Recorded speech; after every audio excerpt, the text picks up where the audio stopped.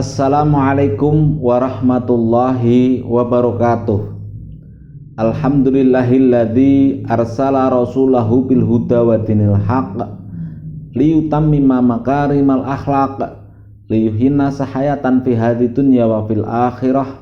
Asyhadu an la ilaha illallah wahdahu la syarikalah wa asyhadu anna Muhammadan abduhu wa rasuluh. Allahumma shalli wa sallim ala sayyidina Muhammad wa ala ali sayyidina Muhammad. Sahabat MD dimanapun Anda berada, tentunya Anda ingin tahu apa itu metode dalang.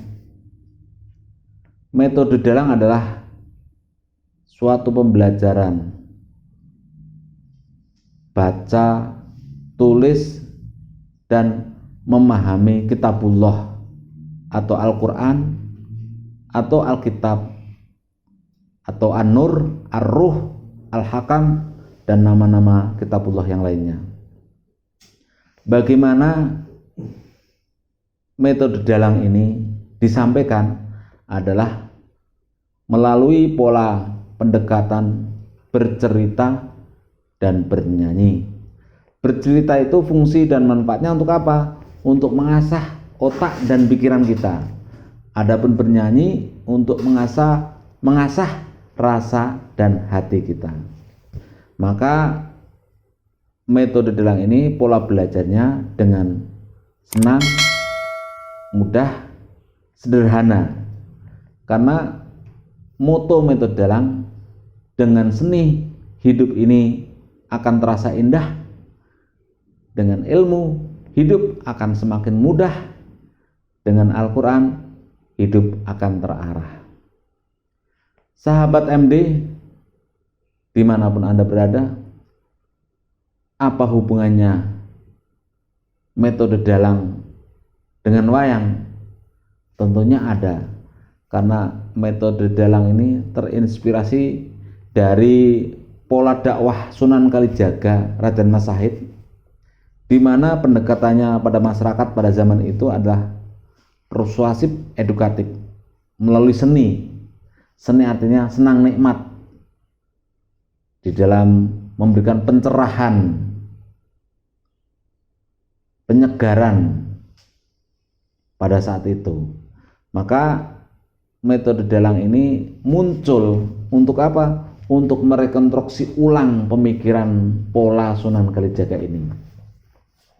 Nah, adapun hubungan pewayangan, memang dalang sendiri kalau dianalisa dari kata hadis, man dalla ala khairin walahu mithlu ajri fa'ilih. Barang siapa menunjukkan, mengajak kebaikan, kebenaran kepada seseorang, apabila kebaikan kebenaran tersebut dilakukan oleh seseorang, maka bagi yang penyampai mendapatkan pahala sebagaimana kebaikan tersebut dilakukan. Untuk itu saya mengajak kepada sahabat-sahabat MD, mari kita sampaikan, mari kita sebarkan, mari kita berbagi dan peduli dengan metode dalang ini.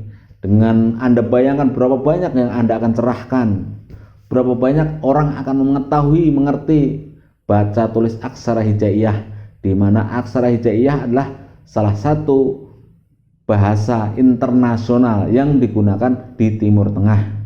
Di samping itu, bahasa aksara hijaiyah juga digunakan bahasa komunikasi di dalam Alkitab, di dalam Kitabullah, di dalam Al-Quran. Nah, hubungannya apa dengan pewayangan? Memang wayang itu kan kegambaran. Pewayangan artinya kegambaran, menggambarkan kehidupan dunia ini seperti permainan panggung sandiwara. Nah, saya nggak ingin membahas masalah pewayangan, nanti ada session tersendirilah. Untuk sekarang ini saya ingin menggambarkan bagaimana sih pola belajarnya. Jadi pola belajar metode dalang ini konsepnya senang, nggak usah dipikir, nggak usah diingat, hanya mengikuti. Karena konsep ini saya bukan mengajarkan, bukan mengajari, tapi saya ingin menginstall orang menginstall ulang, mendownload ulang. Karena setiap manusia ini sudah diberikan program yang sama, ditiupkan ruh dari pencipta yang sama. Lahirnya pun ke dunia ini juga sama. Bukan pilihan kita, bukan kemauan kita, bukan keinginan kita, tapi kita ini dipilih sang pencipta kita. Prosesnya juga sama, lahirnya dari perut ibu. Nah, maka waktu lahir juga sama. Waktu lahir bagaimana kita kondisinya? Sama-sama telanjang semuanya. Tangisan kita pun juga sama. Orang Jawa waktu lahir, coba dengarkan, enggak nangis nggih, enggak ada. Orang Sunda juga enggak nangis muhun, enggak ada. Orang Betawi apakah nangisnya ya, enggak. Orang Arab pun pada saat dilahirkan di muka bumi ini nangisnya bukan juga naam, atau orang Inggris juga yes. Enggak ada. Tangisan kita sama. Tangisannya bagaimana? Uwa. Kalau dipertegas sebenarnya huwa itu adalah berupa isim domir dari aksara hijaiyah. Huwa, dia Allah. Karena apa? Memanggil Allah, karena berat ternyata di dunia ini. Nah, makanya seorang bayi yang nangis, seorang bayi yang dilahirkan ke dunia pasti nangis. Kalau nggak nangis berarti tandanya mati, maka perlu ditangisi. Nah, makanya tangisan kita huwa, dia Allah. Maka sebenarnya berteriak, jangan jauhi aku ya Allah, jangan lupakan aku ya Allah, bimbinglah aku ya Allah, sayangi aku ya Allah. Nah, inilah bahwa setiap manusia, apapun agamanya, apapun bangsanya, apapun bahasanya, selagi manusia sebenarnya sama, ciptaan Allah, ingin merindukan sang penciptanya. Nah, makanya bahasa kemanusiaan, rasa kemanusiaan adalah tiupan roh yang ditiupkan di dalam diri kita ini sama. Ingin aman, ingin adil, ingin kaya, ingin terbaik, pengen membangkitkan semangat orang, pengen dapat informasi, pengen merencanakan masa depan, pengen kumpul bersama. Itu adalah roh asma Allah yang ditiupkan di dalam diri kita. Ya Rahman, Ya Rahim, Ya Malik, Ya Kudus, Ya Salam, Ya Mukmin, Ya Muhaimin. Asma-asma Allah yang tergabung dalam Asmaul Husna itu ada di setiap diri manusia. Masalahnya sejauh mana kita peduli terhadap tiupan roh, peduli terhadap rasa kemanusiaan kita.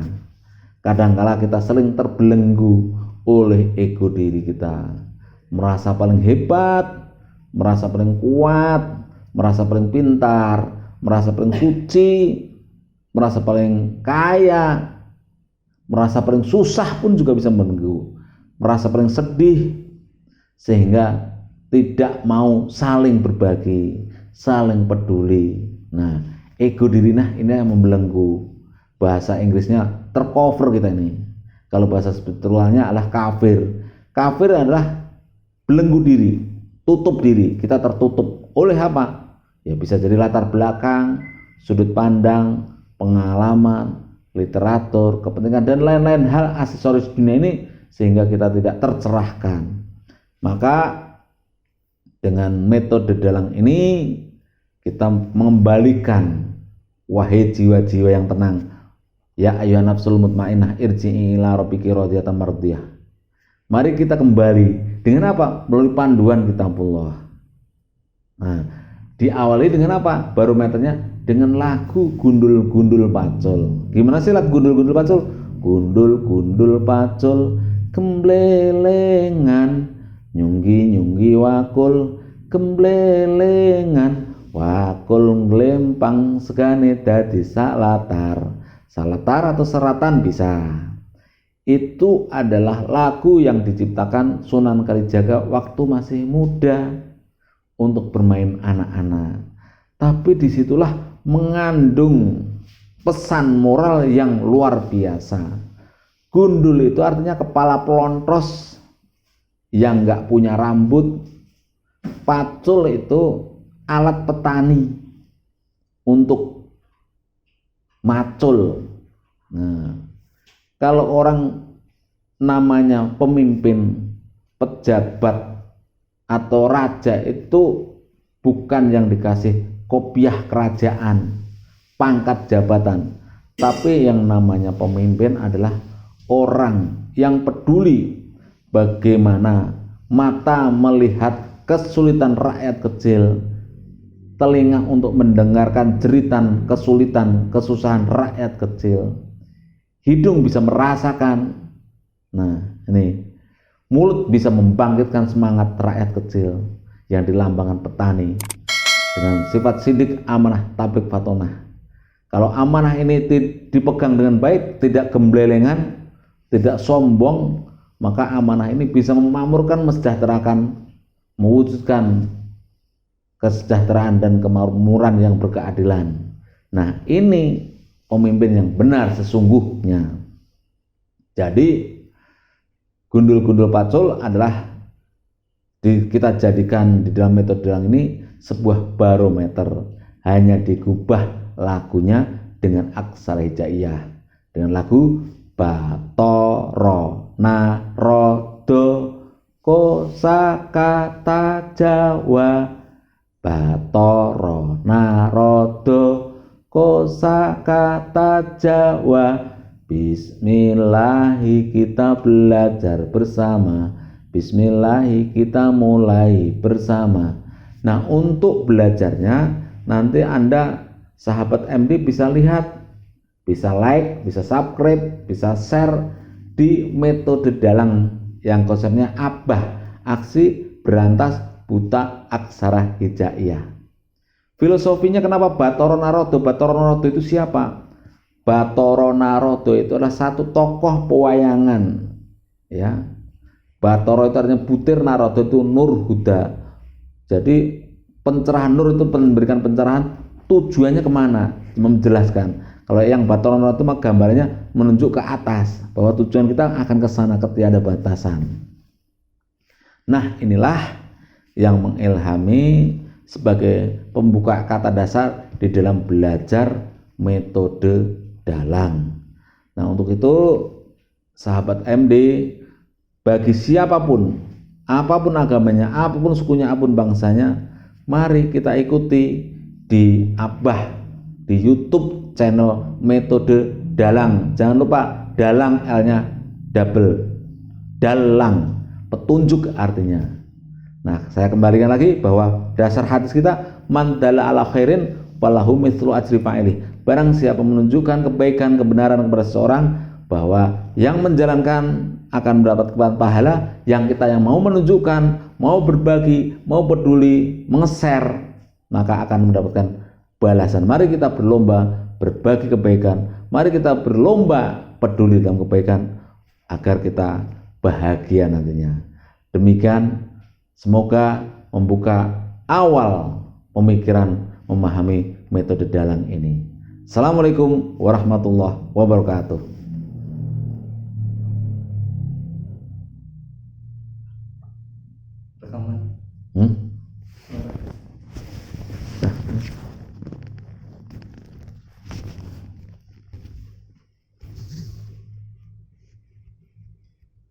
Nggak mati kan?